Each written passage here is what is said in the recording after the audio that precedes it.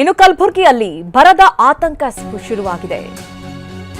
ಜಿಲ್ಲೆಯ ಹಲವೆಡೆ ಕುಡಿಯುವ ನೀರಿಗೆ ಹಾಹಾಕಾರ ಎದುರಾಗಿದೆ. ಬಾವಿಯಿಂದ ನೀರು ಸೇದ್ತಾ ಇದ್ದಾರೆ ಗ್ರಾಮದ ಮಹಿಳೆಯರು.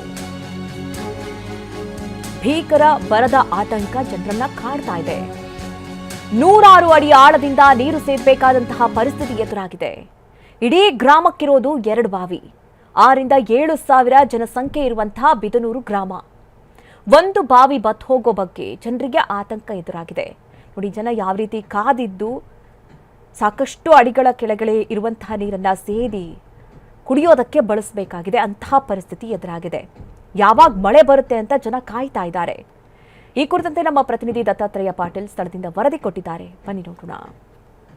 ಸದ್ಯ ರಾಜ್ಯದಲ್ಲಿ ಮಳೆಗಾಲ ಆರಂಭವಾಗಿ ಸುಮಾರು 15-20 ದಿನ ಕಳೆದಿದೆ. ಆದರೆ ಇಲ್ಲಿವರೆಗೂ ಕೂಡ ವರುಣ ಒಂದು ಕಡೆ ಕೃಪೆ ತೋರ್ತಾ ಇಲ್ಲ. ಸದ್ಯ ಭೀಕರ ಬರದ ಛಾಯೆ ಎದುರಾಗ್ತಿದೆ. ಇನ್ನೊಂದು ಕಡೆ ಹನಿ ಹನಿ ನೀರಿಗೂ ಕೂಡ ಸದ್ಯ ಕಲಬುರಗಿ ಜಿಲ್ಲೆಯಲ್ಲಿ ಹಾಹಾಕಾರ ಶುರುವಾಗುವಂಥ ಏನು ಲಕ್ಷಣ ಗೋಚರಿಸ್ತಾ ಇದೆ. ಯಾಕಂತಂದರೆ ಸದ್ಯ ಕಲಬುರಗಿ ಜಿಲ್ಲೆ ಅಫಜಲ್ಪುರ ತಾಲೂಕಿನ ಏನು ಬಿದನೂರು ಗ್ರಾಮದಲ್ಲಿ ಇರ್ತಕ್ಕಂಥದ್ದು ಕಳೆದ ಹಲವು ವರ್ಷಗಳಿಂದ ಈ ಗ್ರಾಮದಲ್ಲಿ ಕುಡಿಯೋಕ್ಕೂ ಕೂಡ ನೀರು ಸಿಗ್ತಾ ಇಲ್ಲ. ಯಾಕೆಂತಂದರೆ ಇದೇ ಒಂದು ಏನು ಬಾವಿ ಏನಿದೆ, ಈ ಬಾವಿ ಇಡೀ ಗ್ರಾಮಕ್ಕೆ ಆಸರೆ ಆಗಿರ್ತಕ್ಕಂಥದ್ದು.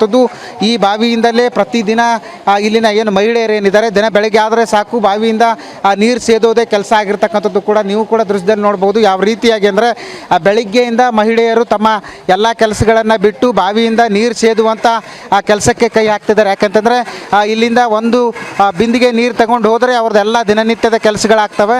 ಅದು ಬಿಟ್ಟರೆ ಬೇರೆ ಕೆಲಸನೇ ಇಲ್ಲ ಅನ್ನುವಂಥ ರೀತಿಯಲ್ಲಿ. ಯಾಕಂತಂದರೆ ಪ್ರತಿನಿತ್ಯ ಇಲ್ಲಿನ ಬಾವಿಯಿಂದ ನೀರು ಸೇದೋದೇ ಇವರು ಕಾಯಕ ಆಗಿರ್ತಕ್ಕಂಥದ್ದು. ಯಾಕಂದರೆ ತಮ್ಮ ಮಕ್ಕಳನ್ನು ಶಾಲೆಗೆ ಕಳಿಸ್ಬೇಕು ಮತ್ತು ಏನು ತಮ್ಮ ಗಂಡಂದಿರ ಜಮೀನಿಗೆ ಕಳಿಸ್ಬೇಕು ಅಂತಂದರೂ ಸಾಕು ಇಲ್ಲಿಂದ ನೀರು ತೆಗೆದುಕೊಂಡು ಹೋಗಲೇಬೇಕು. ಹೀಗಾಗಿ ಪ್ರತಿದಿನವೂ ಕೂಡ ಅವರಿಗೆ ನೀರು ಸೇದೋದೇ ಕಾಯಕ ಆಗಿದೆ. ಯಾಕಂತಂದರೆ JJM ಕೂಡ ಇಲ್ಲಿ ಕೆಲಸ ಮಾಡಿದರು. ಇಲ್ಲಿವರೆಗೂ ಕೂಡ ಮನೆ ಮನೆಗೆ ನೀರು ತಲುಪಿಸುವಂಥ ಕೆಲಸ ಆಗಿಲ್ಲ. ಒಂದೊಮ್ಮೆ ಇಲ್ಲಿ ಈ ಬಾವಿ ನೀರು ಕೂಡ ಏನು ಕಷ್ಟ ಆಯಿತು ಅಂದರೆ ಬಾವಿ ನೀರು ಕೂಡ ಈ ಬಾರಿ ಸಾಕಷ್ಟು ಪ್ರಮಾಣದಲ್ಲಿ ಇಳಿಕೆ ಆಗಿರೋದ್ರಿಂದ ಸಹಜವಾಗಿ ಸಾಕಷ್ಟು ಪ್ರಮಾಣದಲ್ಲಿ ಅವರಿಗೆ ಬಹಳ ತೊಂದರೆ ಆಗ್ತಿದೆ ಅನ್ನುವಂಥ ಒಂದು ಮಾತುಗಳನ್ನು ಖುದ್ದು ಅವರು ಹೇಳ್ತಾ ಇರ್ತಕ್ಕಂಥದ್ದು. ಖುದ್ದು ನಮ್ಮ ಜೊತೆ ಗ್ರಾಮದ ಮಹಿಳೆಯರಿದ್ದಾರೆ. ಪ್ರತಿದಿನ ಯಾವ ರೀತಿ ಕಷ್ಟ ಪಡ್ತಾ ಇದ್ದಾರೆ ಅಂತ ಅವ್ರನ್ನ ಕೇಳೋಣ.